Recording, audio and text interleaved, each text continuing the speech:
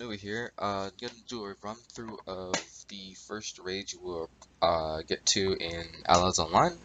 It is called Guluxor's Tower, and in total it has 12 bosses, I want to say. It has 6 outside and 3 inside, or technically 4 inside.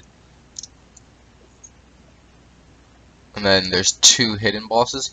I'm not really sure if the hidden bosses are still fully active, but I do know the trolls are still there, so they are available to reach.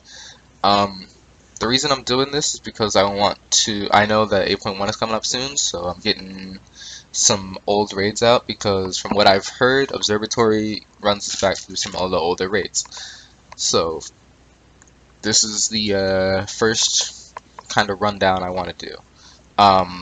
Guluxor's Tower is really not a difficult raid anymore because we are significantly over leveled to it, but I was probably first started soloing it or doing it in the 55 patch, so I've been doing it for a while.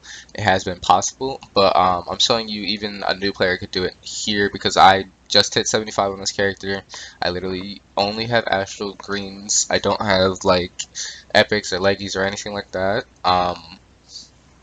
I did bring a couple of my friends and one of the senior officers from my guild as well, just to make it go a little faster, and because we all needed the rubies. Which is the main purpose of doing this raid, is that it still offers 2 rubies even though the content is pretty old. The first ruby you get will be from killing everything up to Guluxor, and then the second ruby will be for killing Sarn himself.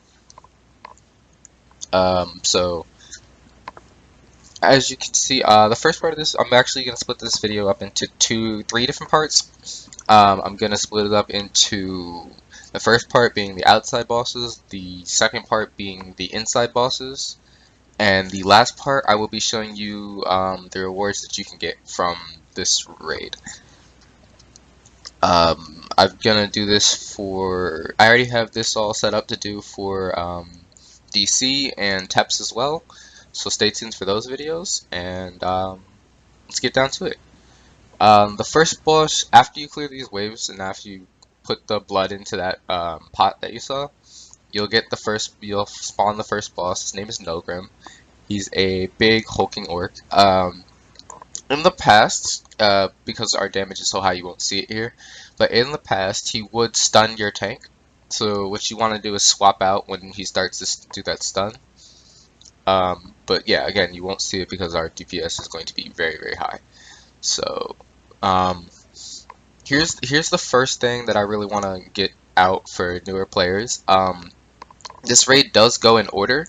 So as you are completing the quest, you'll see that I open a quest log, read through the quest, and then as it goes down on the list, you'll see that that's where the next location will be. I believe I go to my map. Yeah, when I go to my map, you can see that I go over here, and I'll go over there, and that's the location you want to go to. Once you approach the second boss, it's really not a big deal.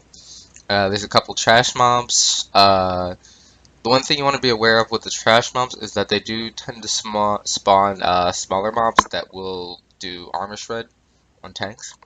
I'm not sure if this is going to be incorporated or anything, but I'm saying in terms of what they do, this is this thing. You're just gonna clear through this little pathway here, head up the stairs, kill these 2 or 3 little giant mobs. These ones also will spawn those little mobs, and they do slow right here, so just be aware of that. Also be aware of when you're running this raid, if you're running it with a friend and it's your first time running through, go slow because there are walls that will block you out from each of the fights, and it can mess up your quest if you don't do it correctly. So that's the second boss. It's down, just another tank gets big. And then you head up to the left over here, and there's another one of these portals is going to be up here, and you're going to teleport through it and head to the third boss. As always, be sure that you're grabbing each quest after killing each boss, and that your quest log lines up correctly, because this can be a serious hassle if one person messes it up. or one person just gets over eager and goes and starts doing other things, it can mess up the quest line for everybody else. So it's stay together, stay as a group, and calmly finish through it. For this particular boss, there's a little extra feature that you have to do, which I'm going to show you.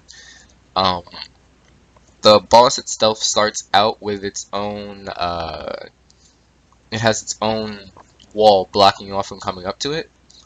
So what you have to do to get it down is go up here to the right side, head up here.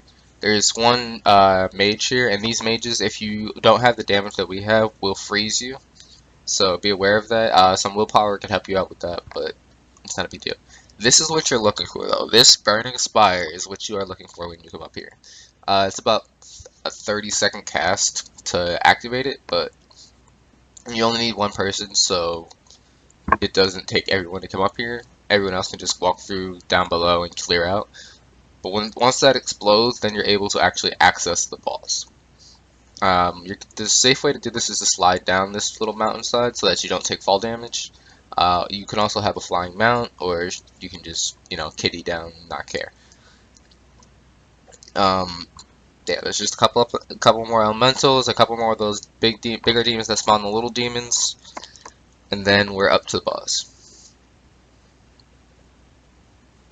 Now, this boss in the past used to do a rain debuff where you would have to run under him periodically. It no longer will do that for us because we'll just kill it too fast, but if it comes out in the new raid, it is something to be aware of. It does hurt very badly. As I know, it can't be parried, so you do need to be aware of it when it's happening and be sure to get under the boss and out from under the boss. He also in the past used to put circles on certain people, and people needed to stay away from those people with the circles. It's a big purple ring underneath your character, so it's pretty obvious.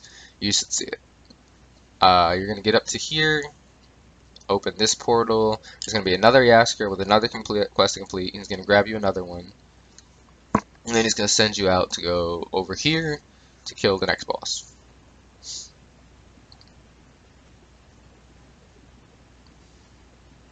I believe this is the vampire wing of this. So, the thing to be aware of, these eyes can put that eye dot on people. Those people should not attack. And these vampires up here can freeze people in your party. And it's a pretty long stasis. And to be honest, if you're running this with like 2 people and both of you get frozen, you're gonna be kind of stuck here for a little bit. I do have Dispel because I'm a summoner on this character, so I didn't notice it at first, but you'll see me go back and I'll dispel the actual freezing off of one of our party members who got stuck. It's not limited to level, it can happen. Like, I noticed it, I think here, because I thought we were running out. Yeah, she's up there stuck, so you went back and dispelled it off of her. It looks like that icy little flow under her, and I went and dispelled it and went away.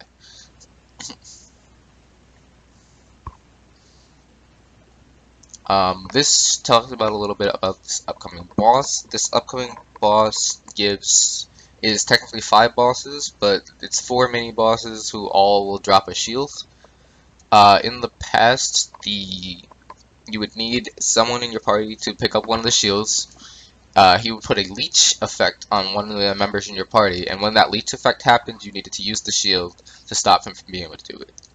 Now it will just DPS and all the mobs will die, but if it comes out in the future, just be aware of that the 4 shields you get are from the 4 other vampires that were around you. Also, to be aware of, you cannot pick up those shields unless you actually have a shield. So, I don't know if it works with just offhands, but I do know it absolutely requires a shield to have. There's gonna be a little buffer time because he does a little dialogue here, and it takes a little time. So I mean, just be sure to look around, check out the coolness of this mob. When he finally comes out, he's really not a lot. He just kind of hops onto your tank, and then you can just DPS him down. Just be aware of that blood effect, as I said. Once he is dead, the portal will pop up right behind him. You just head through it and then head to the last outer boss.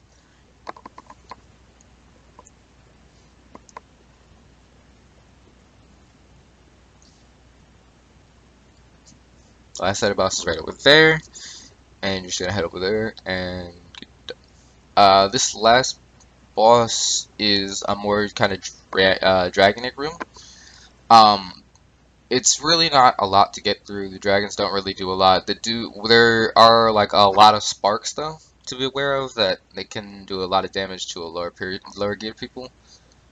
But especially if you're trying this at level. If you're trying this at level, which I wouldn't recommend, I would just recommend waiting and just skipping the quest until you're max level. If you're trying at level, this is going to be probably you're going to need an entire 24 people because as it was back then, it was a very difficult raid. Not so much now because of the level cap changes, but it used to be pretty difficult. You're gonna head up here, and it's gonna keep being these dragons that spawn. When you get to the top,